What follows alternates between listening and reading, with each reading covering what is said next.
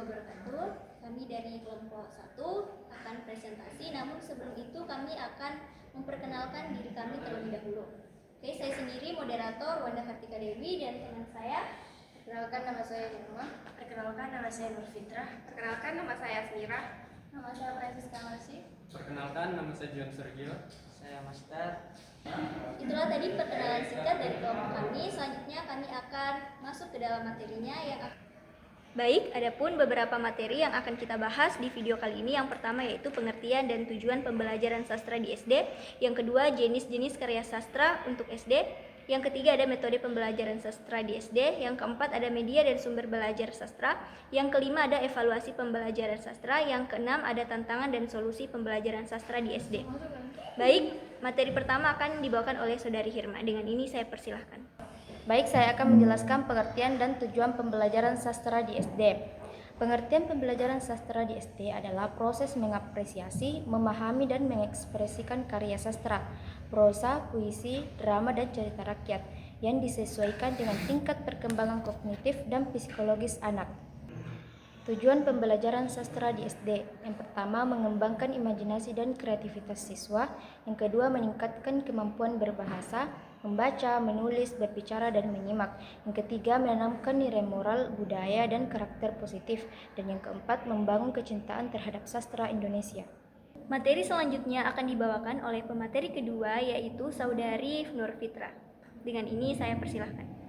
Langsung saja saya akan menjelaskan jenis-jenis karya sastra untuk SD. Yang pertama, prosa atau cerita anak adalah bentuk karya sastra naratif yang ditulis khusus untuk anak-anak dengan menggunakan bahasa sederhana dan alur cerita yang mudah dipahami. Contohnya, Lutung Kasarung, Maling Kundang, dan Cerpen Anak. Karakteristik, alur sederhana, tokoh jelas, dan pesan moral.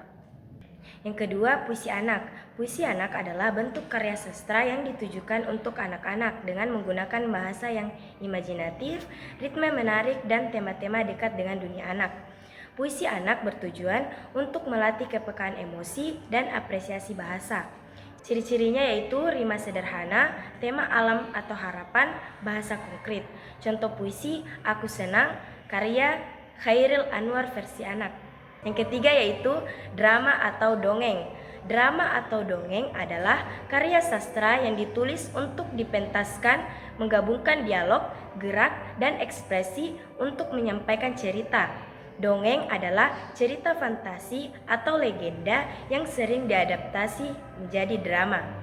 Contohnya yaitu Timun Mas, Bawang Merah, dan Bawang Putih. Tekniknya role play dan pembacaan ekspresif. Baik, itu tadi materi yang dipaparkan oleh pemateri kedua. Selanjutnya kita beralih pada pemateri ketiga. Dengan ini saya persilahkan. Baik, saya akan menjelaskan metode pembelajaran sastra di sekolah dasar. Pembelajaran sastra di sekolah dasar memerlukan pendekatan yang kreatif dan sesuai dengan tahapan perkembangan anak, kognitif dan konkret. Berikut metode yang efektif. Yang pertama, pendekatan kontekstual atau contextual teaching and learning.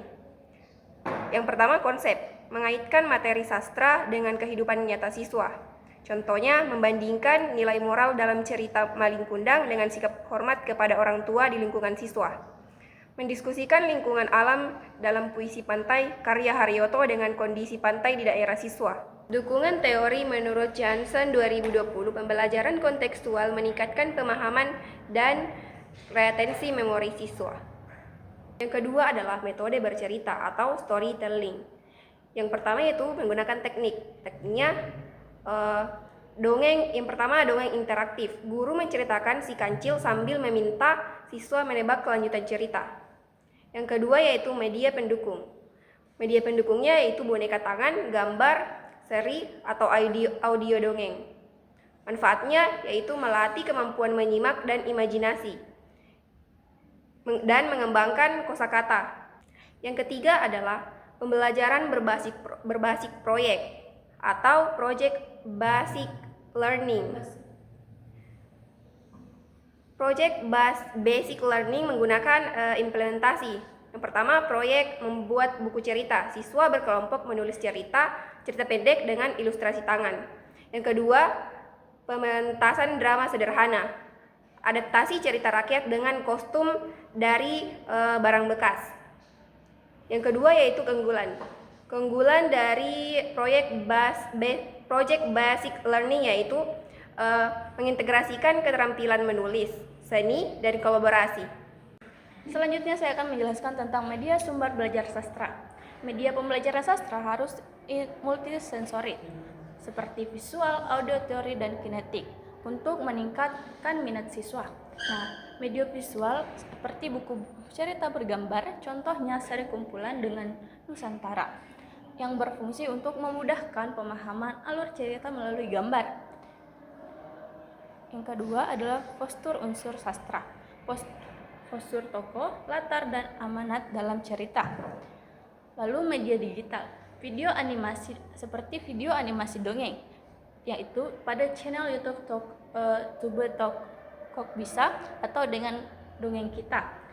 Aplikasi internet, Let's Read, perpustakaan digital, cerita anak, dan story lumbar. Selanjutnya adalah media audio atau podcast dongeng yang dapat didengarkan pada dongeng pilihan orang tua pada Spotify. Lalu lagu puisi anak, misalnya puisi Aku karya Khairil Anwar yang diaransemen menjadi lagu, yang bersumber pada Monika RAI 2021, kompetensi guru dalam menggunakan media pembelajaran pada pembelajaran sastra. Baik, materi selanjutnya akan dibawakan oleh Saudara Juan. Dengan ini saya persilahkan. Baik, di sini saya akan membawakan materi evaluasi pembelajaran sastra. Evaluasi harus mencakup aspek kognitif, afektif, dan psikomotorik. Yang pertama, penilaian sikap atau afektif. Contoh instrumen, observasi partisipasi dalam diskusi kelompok. Rubrik sikap menghargai pendapat teman. Yang kedua, penilaian keterampilan atau psikomotorik. Contohnya yang pertama, membacakan puisi. Kriteria intonasi, ekspresi, pelafalan. Contoh kedua, menulis cerpen sederhana. Penilaian berdasarkan kreativitas dan struktur cerita. Berikutnya yaitu penilaian pengetahuan atau kognitif. Tekniknya yang pertama yaitu tes lisan, yaitu siswa menjelaskan tokoh protagonis dalam Timun Mas. Yang kedua, tes tertulis, yaitu pilihan ganda tentang unsur intristik cerita. Esai pendek, apa pesan moral dari cerita Sang Kuryang. Berikutnya, saya akan membacakan tentang tantangan pembelajaran sastra di SD. Yang pertama, minat baca siswa yang rendah. Faktanya, yang pertama, survei Kemdikbud pada tahun 2021 menunjukkan bahwa 65% siswa SD lebih memilih menonton video daripada membaca cerita. Yang fakta kedua, buku sastra dianggap membosankan karena dominasi teks tanpa ilustrasi. Penyebabnya, yang pertama, budaya literasi yang lemah di lingkungan keluarga. Yang kedua, guru kurang kreatif dalam menyajikan materi sastra. Lalu yang kedua, keterbatasan kompetensi guru. Faktanya, penelitian Pratiwi tahun 2023 di 10 SD menemukan 70% guru kesulitan mengajarkan puisi karena kurang pelatihan. Penyebabnya, kurikulum LPTK atau Lembaga Pendidikan Tenaga Kependidikan lebih fokus pada pedagogi umum daripada spesialisasi sastra anak. Selanjutnya untuk tantangan dan solusi pembelajaran sastra di Indonesia. Yang pertama itu kurangnya media pembelajaran kreatif. Faktanya 80% SD di daerah terpencil hanya mengandalkan buku teks. Penyebabnya anggaran sekolah terbatas untuk pengembangan media digital. Selanjutnya, tuntutan kurikulum yang padat. Faktanya, muatan sastra sering dikorbankan untuk prioritaskan matematika atau IPA dalam asesmen nasional. Selanjutnya, solusi pembelajaran sastra di SD. Yang pertama itu gerakan literasi sekolah atau GLS. Untuk implementasinya, berikan 15 menit membaca sebelum pelajaran dengan buku sastra bergambar. Selanjutnya ada kantin literasi, yaitu siswa pinjam buku sambil jajan. Untuk contoh suksesnya, SD Margoyoso Surakarta berhasil meningkatkan minat baca 40% dalam 1 tahun melalui program satu siswa satu buku cerita. Kedua, pelatihan guru berbasis praktik. Untuk model pelatihan, guru praktik langsung membuat media cerita atau pop-up. Selanjutnya, pemanfaatan media digital.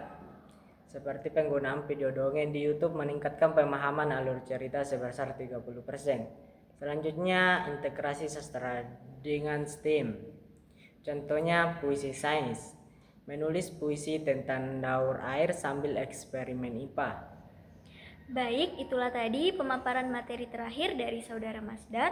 Sebelum saya tutup presentasi kita pada kali ini, saya akan bacakan kesimpulan dari kelompok kami.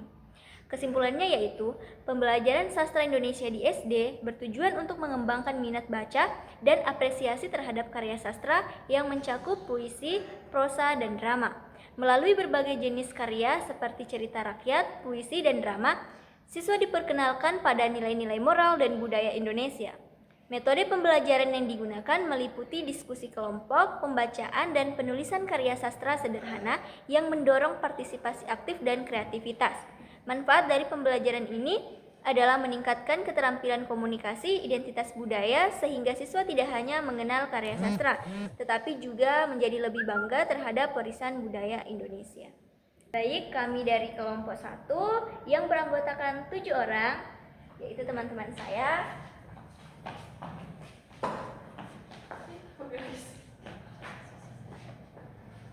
Baik, kami dari kelompok 1 pamit undur diri. Mohon maaf jika ada salah kata karena kami bukan Wahid. Oke, assalamualaikum warahmatullahi wabarakatuh.